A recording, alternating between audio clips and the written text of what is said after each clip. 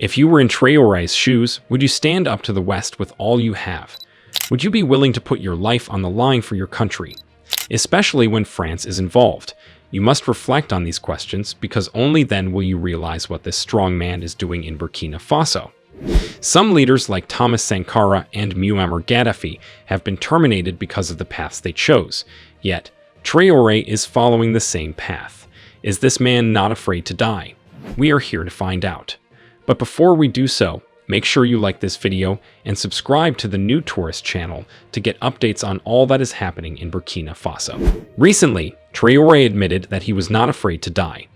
This statement has shocked external powers who have been expecting the strong man to back down. Imagine a leader who says, "I am not afraid to die." This should tell you how the man is serious in standing up to the West. Ibrahim Traore's daring approach to politics is making waves in a world where Western supremacy has dominated global politics for generations. In an interview recorded on August 31, Traore said, "We are not enemies with the French people. It is the policy of those who run France which poses a problem in Africa. So as long as a state is not in an imperialist spirit, there is no problem."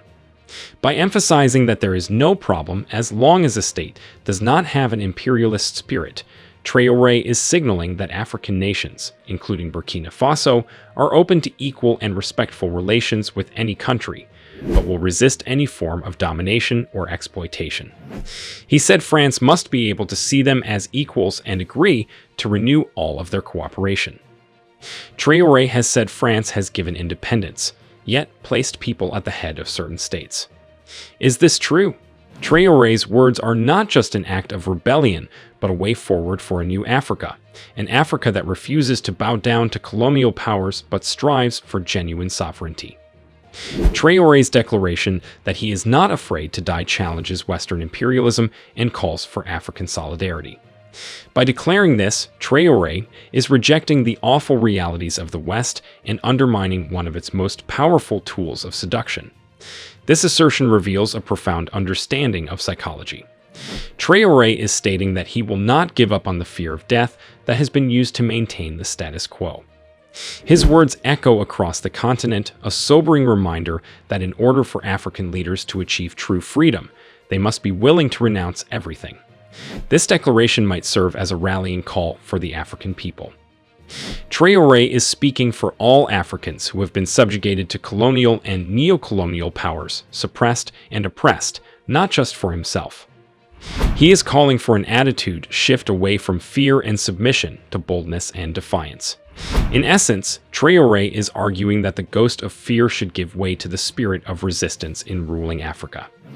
Additionally, his stance sends a message to those who are internally opposed to African advancement, persons who have exploited their own countries, usually for personal gain. He is also challenging those who have sold their souls to outside powers to hold on to their positions of privilege by declaring that he is not afraid to die.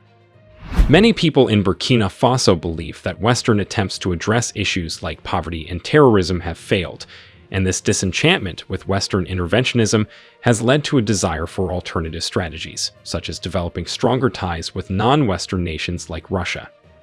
The continent's growing sense of Pan-Africanism has propelled Traore's ambitious objectives, which prioritize African unity and independence. It also rejects outside interference by challenging the status quo and defying expectations from Western powers. Ibrahim Traore's tactics have angered the West, since contrary to their hopes, he has not only crossed but surpassed the line they thought African leaders would not cross. Captain Ibrahim Traore understood that in order to remove France from Burkina Faso, he would need to consolidate power and support, challenge a deeply ingrained influence, and demand significant strength. To this end, Traore set out on a covert mission, discreetly removing French officials to keep other countries unaware of his future plans. By doing this, he hoped to reduce the likelihood of sabotage. His display of power started with the expulsion of the French ambassador and suspending cooperation and long-standing ties with France. He also limited the spread of propaganda from the French media under the pretense of journalism. Traore has made it known that he opposes Western nations meddling in Burkina Faso. Under his leadership, Burkina Faso is witnessing a substantial shift in its foreign policy towards Russia. However, it seems the French are doing everything to fight this new relationship. Bear in mind that in July, Captain Ibrahim Traore said he had evidence of destabilization orchestrated against his country by France and supported by Benin and Ivory Coast. He said evidence would be revealed that Benin was home to 2 French bases directed against Burkina Faso. Traore claimed to have audio recordings of French agents in Benin, who play at the terrorist centers of operations and set up operations. However, the French military explicitly denied the presence of military sites in Benin in a statement, as they always do. Things have changed in Burkina Faso and people are beginning to feel it. Russian flags continue to show up during anti-French demonstrations. Moscow is seen as a friend in Ouagadougou. People in Burkina Faso are tired of French politics, which is why Russia is popular there now. It was apparent to the Russians that France had handled its turn with Africa badly and had reached a nation that is currently going through a divorce from France. Russia is gaining crucial diplomatic clout in the country by shifting its position in regions that have historically been Western bastions.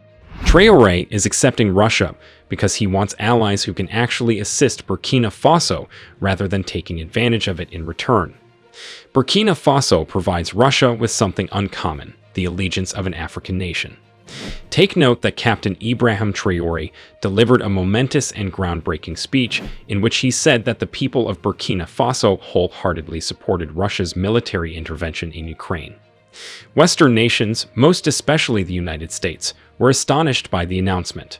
However, Traore looked past that. One of the main reasons the West, especially France, is furious with Traore is because he wants to abandon the CFA franc, a currency inherited from the colonial era and currently used in 14 countries of the continent. For many years, a debate has been going on in Africa on whether an African currency should replace the franc CFA. Indeed, many consider that the currency inherited from the colonial era hinders the ability of African countries to control their economy and develop autonomously. This is why Niger, Mali, and Burkina Faso want a monetary alliance. On February 11, the head of Niger's ruling military junta, General Abdourahmane Tiani, spoke of the possible creation of a common currency with Burkina Faso and Mali. The currency is a first step toward breaking free from the legacy of colonization, he said on national TV, referring to the CFA franc inherited from French colonization. Although there are risks associated with this project, there are multiple benefits. Expanding the monetary zone can promote better resource allocation and increased trade integration. It might improve the nation's flexibility when interacting with outside partners. These 3 nations might gain a great deal from monetary union membership through enhanced trade integration, independence from outside partners, cheaper transaction costs, and investment appeal. It is clear that the French do not want this. They want a situation where Africans will always need them. But this is what Traore is fighting against. As Traore keeps fighting for his country, there is one thing that keeps bordering him: insecurity. An armed group linked to Al-Qaeda claimed responsibility for what it says was an attack that terminated up to 300 people and injured at least 140 in central Burkina Faso.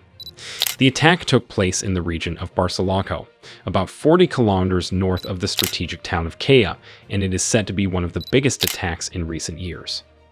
This has made French media outlets spread lies. They claim Traore's mistakes are causing the lives of the Burkinabés. However, it did not come as a shock to many, since they were already aware of the French tactics and disinformation. Traore is promoting a new sense of national pride and sovereignty.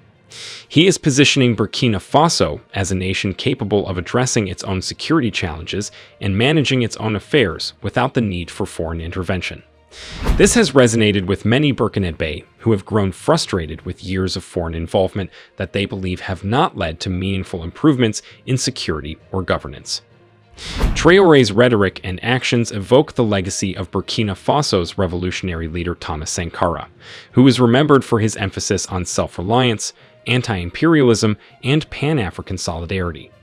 Traore has drawn comparisons to Sankara, particularly in his approach to governance and his focus on economic and political independence. This has resonated with a population that holds Ankara in high esteem and seeks a return to those values. Emmanuel Macron's France is directly challenged by Ibrahim Traore's position and deeds, especially with regard to its sway over West Africa. Traore indicates a move away from France's historical domination in the area by rejecting the French military presence, adopting anti-imperialist rhetoric, and forming new partnerships. Macron's geopolitical interests are at risk due to the increasing disobedience of African leaders such as Traore, who have the potential to further damage France's reputation in its former colonies and alter the political landscape of West Africa. The question remains, how will Macron and France adapt to this new wave of African leadership that seeks to break free from its historical influence and assert true independence? Let us know what you think in the comments below. Do not forget to like this video and subscribe to the New Tourist channel. Turn on notifications too so you get notified whenever we upload videos like this. Thanks for watching and see you in our next video.